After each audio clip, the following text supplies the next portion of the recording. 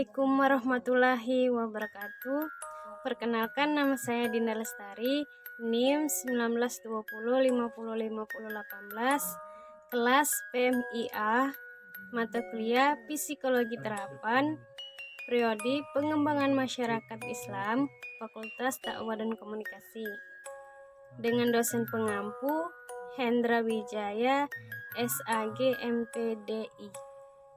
Baiklah, langsung saja saya akan memaparkan materi ataupun hasil PowerPoint saya yang berjudul Perkembangan Kepribadian dalam Perspektif dalam Fase-fase Kehidupan Manusia. Bagian A, pengertian kepribadian.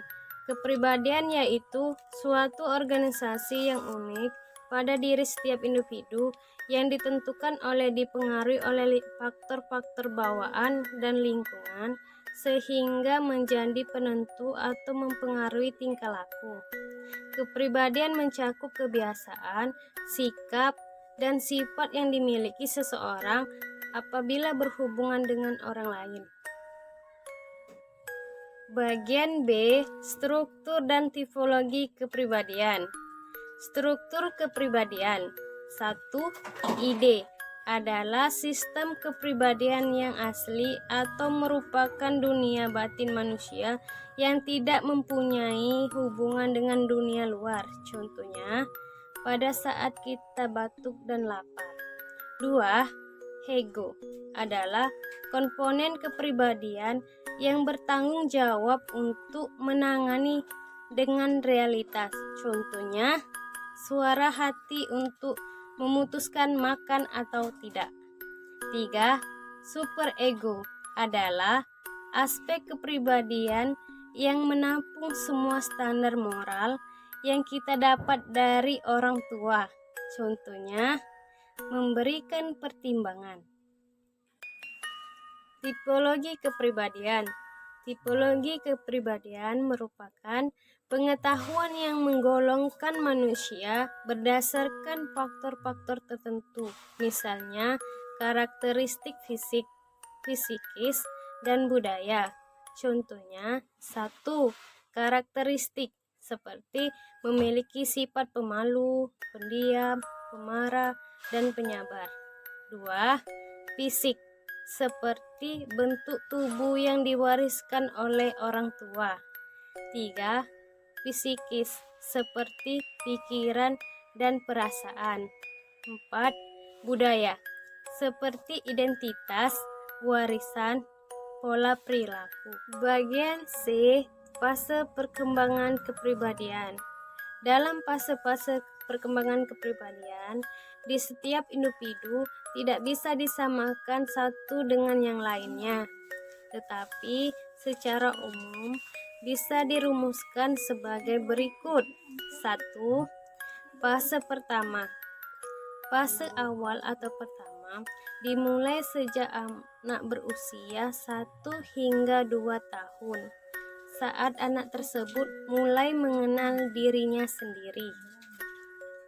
Pada fase ini, kita bisa membedakan kepribadian seseorang menjadi 2 bagian, yaitu sebagai berikut. 1. Berisi unsur-unsur dasar atau berbagai sikap yang disebut dengan attitude, yang kurang lebih bersifat permanen dan tidak mudah berubah di kemudian hari. 2. Berisi unsur-unsur yang terdiri atas keyakinan-keyakinan atau anggapan-anggapan yang lebih fleksibel yang sifatnya mudah berubah atau dapat ditinjau kembali di kemudian hari. Fase kedua. Untuk fase ini merupakan fase yang sangat efektif dalam membentuk dan mengembangkan bakat-bakat yang ada pada diri seseorang anak. Fase ini diawali dari usia 2 sampai 3 tahun. Fase ini merupakan fase dalam perkembangan yang dimana rasa aku yang telah dimiliki seseorang anak mulai berkembang karakternya sesuai dengan tipe pergaulan yang ada di lingkungannya, termasuk struktur tata nilai maupun struktur kebudayaannya. Dalam fase ini berlangsung relatif panjang sampai anak menjelang masa kedewasaannya, hingga kepribadian tersebut mulai tampak dengan tipe-tipe perilaku yang khas yang tampak dalam hal-hal sebagai berikut. 1. Dorongan-dorongan. 2. Naluri. 3. Getaran hati atau emosi. 4. Perangai. 5. Inteligensi. 6. Bakat.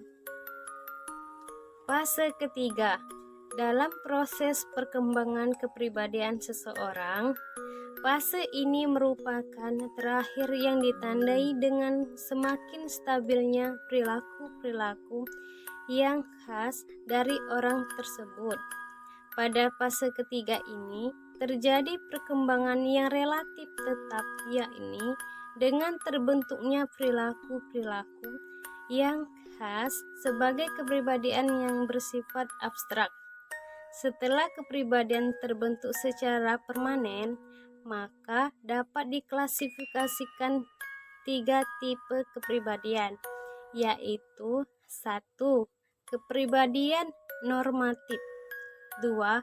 Kepribadian otoriter. Ketiga, kepribadian berbatasan.